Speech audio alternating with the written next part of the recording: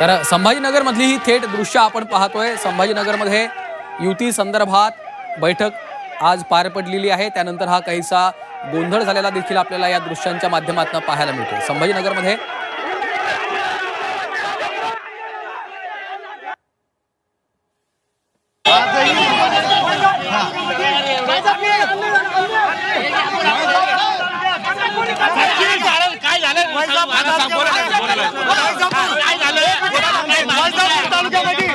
वैजापूर तालुक्यामध्ये आम्ही आता नगरपालिका लढलो, नगरपालिका सोमवार लढलो भारतीय जनता पार्टी।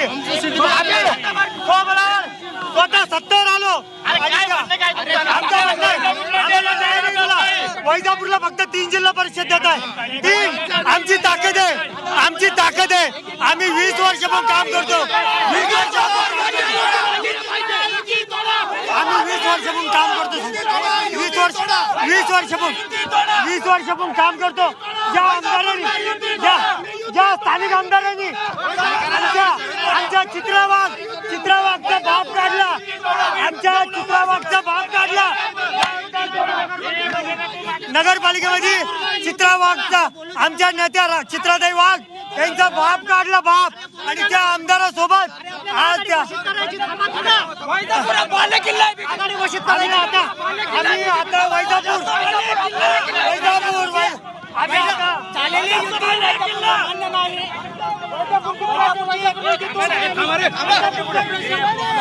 वैजापूरला युतीत लढणार नाही। वैजापूरच्या बाबतीमध्ये झालेली युती आम्हाला मान्य नाही आणि भाजपची चांगली ताकद आहे। एकदा पक्षाला आमची विनंती आहे, मैत्रीपूर्ण लढत करावी नसता कृषी उत्पन्न बाजार समिती संचालक ज्ञानेश्वर पाटील जगताप यांच्या नेतृत्वात आम्ही विकास आघाडीची घोषणा कुणाच्या समर्थनात तुम्ही इथं आलेले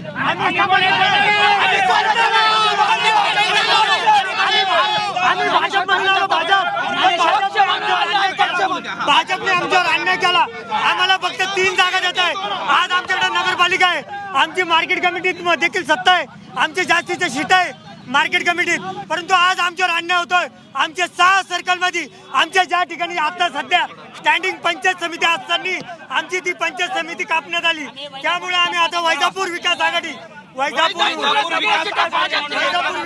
म्हणून आम्ही आता ज्ञानेश्वर अण्णा जगताप। आपण बघतोय की अशा पद्धतीनं आता भारतीय जनता पार्टी आणि शिवसेनेची युती झाली आणि त्या युतीच्या नंतर सुद्धा आता इथं कार्यकर्ते निराश झालेले आहेत। त्यांच्या घोषणाबाजी सुरू आहे, युती नको असं त्यांचं सगळं म्हणणं आहे आणि हा सगळा वाद सुरू आहे।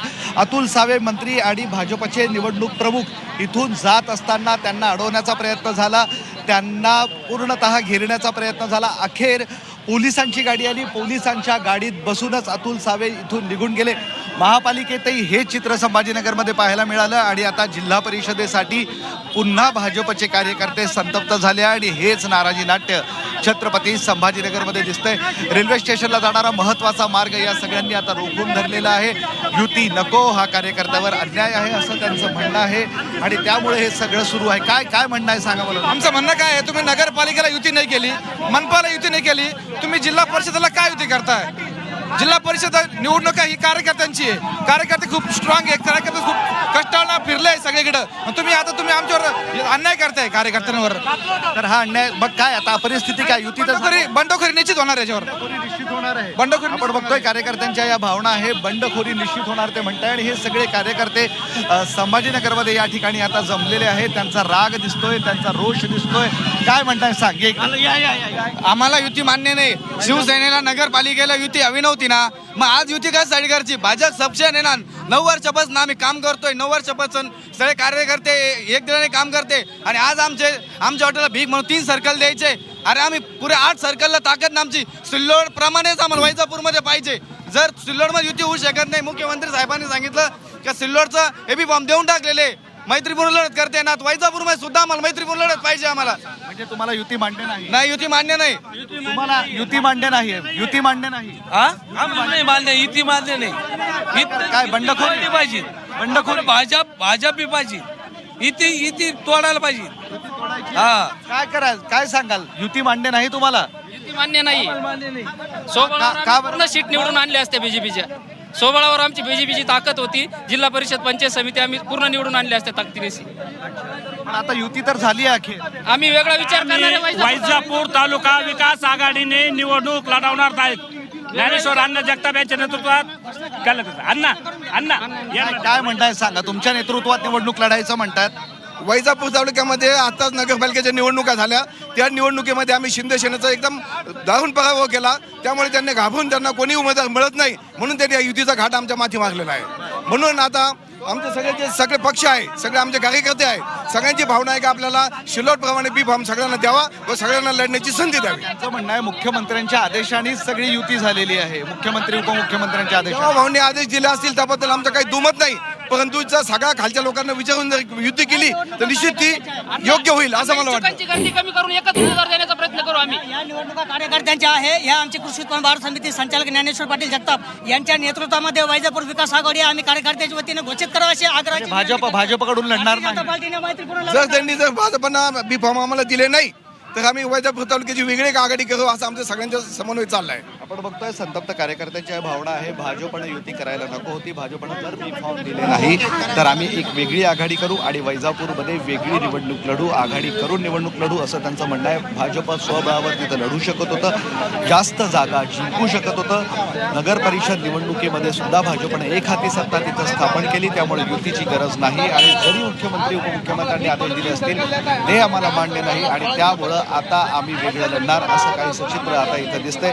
त्यामुळं वैजापूरच्या सर्कलवरनं, वैजापूरच्या गटावरनं छत्रपती संभाजीनगरमध्ये पुन्हा एकदा गोंधळ झाला.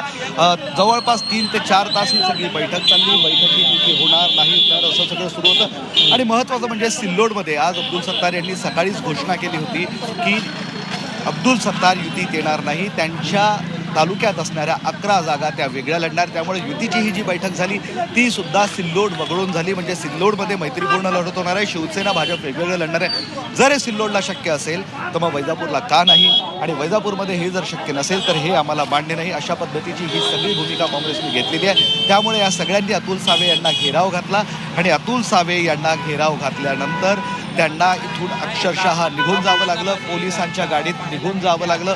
असं काहीसं चित्र छत्रपती संभाजीनगरमध्ये पाहायला मिळालं. त्यामुळं महापालिका निवडणुकीनंतर भाजपमध्ये, संभाजीनगरमध्ये, जिल्हा परिषदेच्या निवडणुकीमध्येही गोंधळ दिसला. बरेच कार्यकर्ते अजूनही तिथे आहेत. आपण जाऊयात, त्यांना विचारूया की नक्की काय हे चित्र आहे. आणि संदीपान भुमरे तिथे आहेत. आपण प्रयत्न करूया त्यांच्याशी बोलण्याचा की काय त्यांचं म्हणणं आहे या सगळ्या गोंधळावर. त्यांना विचारण्याचा प्रयत्न करू. आपण बोलूयात त्यांच्याशी. एक मिनिट. खूप आहेत. नाही, इच्छुकांची गर्दी फार आहे. पण मला एक सांगायचं की आता प्रत्येक कार्यकर्त्याला न्याय देण्याचा प्रयत्न आहे आमचा. पण ठीक आहे, आता युती म्हणल्याच्या नंतर कुठंतरी मागं पुढं व्हावं लागतं. त्याच्यामुळं असं काही हे नाही किंवा आता इच्छा असती कार्यकर्त्याची लोकसभेला आणि आमदारकीला, विधानसभेला तुम्ही युती करता तर कार्यकर्त्याची व्यवस्था युती झाली पाहिजे. त्याच्यामुळे हा निर्णय घेतलेला आहे. मंत्र्याच्या गाडीवर असं चालून जाणं किंवा आपटणं, त्यांना घेराव घालणं ही कितपत योग्य आहे? कारण तुमचाच मित्र पक्ष आहे. आता मित्र पक्ष आहे पण मी काही बघितलंच नाही. नाही आम्ही दाखवतोय इथं. नाही मी काही बघितलं नाही ना. आक्रमक झाले जसं आता महानगरपालिका निवडणुकीत झालं होतं. काय झालं काय नाही मी काही बघितलं नाही. ठीक आहे, कार्यकर्त्यांनी घोषणा दिल्या असत्या पण मला वाटतं हा निर्णय वरिष्ठ पातळीवर तुम्हाला झालेला आहे. तुमच्या कार्यकर्त्यांकडून, शिवसैनिकांकडून असं होतं का की युती नको म्हणून? आमच्या कार्यकर्त्याकडून जे आम्ही निर्णय घेऊ ते त्यांना मान्य आहे. अच्छा, तुमच्याकडे असं नव्हतं का नाही. की युती करा? कुठलाच गोंधळ नाही. आमच्याकडे गोंधळ नाही. गोंधळ भाजपचाच. नाही, आम्ही असं म्हणणार नाही. कोण होते कार्यकर्ते मी पाहिलेच नाही तर मला कसं म्हणता येईल? वैजापूरमध्ये तुमच्याकडे युती तोडा, आता युती नकोय. मला काय म्हणायचं, त्यांचे जे कोण कार्यकर्ते असतील बीजेपीचे का कोण ते निर्णय घेतील, आपण कशाला पण आता युती तर अंतिम आहे ना, त्यात काही तडजोड नाही. युती ही अंतिम आहे त्याच्यामुळे काही विषय नाही. काय नाही, वैजापूरला भाजपवर अन्याय केला आहे आणि ते शिवसेनेला सगळ्यात जास्त जागा दिल्या गेलेल्या आहेत असं म्हणतायत. नाही असं काही नाही. उलट सगळ्या जर जागेचा आपण विचार केला तर भाजपला जास्त जागा गेलेल्या. दुसरा मुद्दा असा आहे की सोयगाव सिल्लोडमध्ये तुमचेच नेते या युतीमध्ये नाहीत. आता त्या ठिकाणी मात्र भाजप विरुद्ध शिवसेना असा सामना. त्या बाबतीत महाराष्ट्राचे मुख्यमंत्री देवेंद्र फडणवीस साहेब आणि महाराष्ट्राचे उपमुख्यमंत्री एकनाथजी शिंदे साहेब हे निर्णय घ्यायला. खासदार आपण बघतोय की अब्दुल सत्तार यांच्याबाबत जेही काही झालं आहे त्याबाबत महाराष्ट्राचे मुख्यमंत्री निर्णय घेतील. अब्दुल सत्तार यांनी एक वेगळं लढण्याची घोषणा केली आहे.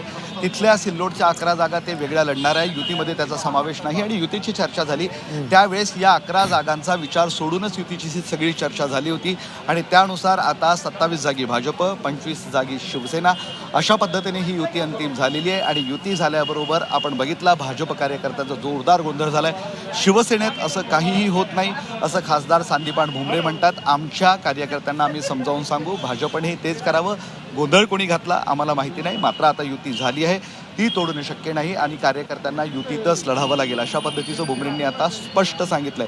थोड्याच वेळापूर्वी युती होणार नाही या चर्चांना आता पूर्णविराम मिळालाय आणि जी चूक महापालिकेत झाली होती ती चूक पुन्हा करणार नाही असं दोन्ही पक्षातील नेत्यांचं म्हणणं होतं आणि खास करून शिंदे सेना यावेळेस ती चूक पुनरावृत्ती होणार नाही याची काळजी घेत असली असं चित्र आपल्याला संभाजीनगरमध्ये दिसलं आणि पुन्हा एकदा युतीच्या प्रश्नावरनं संभाजीनगरमध्ये आपल्याला वाद पाहायला मिळाली. जी निश्चितच. त्यामुळं आपण पाहतोय विशाल खरतर आता कार्यकर्त्यांनी युतीला विरोध केलेला आहे. यावर आता भाजपचे वरिष्ठ नेते नेमका काय निर्णय घेतात त्यावर पुढची भूमिका अवलंबून असेल. धन्यवाद विशाल या सविस्तर माहितीसाठी.